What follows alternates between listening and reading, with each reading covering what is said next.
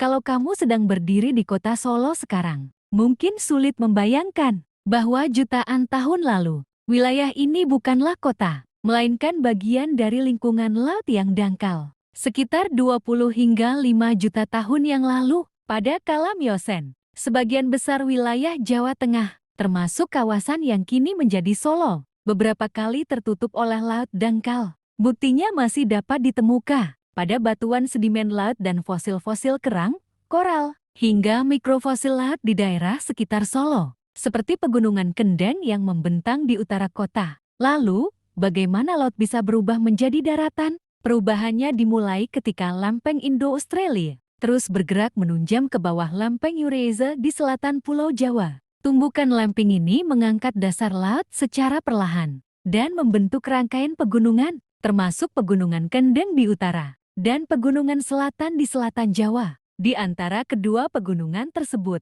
terbentuk sebuah cekungan besar yang dikenal sebagai Cekungan Solo. Awalnya cekungan ini masih dipengaruhi laut, tetapi seiring daratan terus terangkat, laut mundur. Sungai-sungai dari gunung api seperti Merapi, Merbabu, Lawu, dan gunung-gunung lainnya mulai mengalir ke cekungan tersebut, membawa jutaan ton pasir, kerikil, dan lumpur, hasil letusan gunung api serta erosi pegunungan selama ratusan ribu hingga jutaan tahun. Endapan-endapan ini terus menumpuk, lapisan sedimen menjadi semakin tebal, hingga akhirnya mengisi cekungan yang sebelumnya merupakan laut dan rawa. Dari proses inilah terbentuk dataran luas yang sekarang menjadi kota Solo dan sekitarnya. Tak hanya itu, Sungai Bengawan Solo kemudian berperan besar membentuk bentang alam modern. Sungai ini mengikis, memindahkan, dan mengendapkan material sehingga menciptakan dataran aluvial yang sangat subur.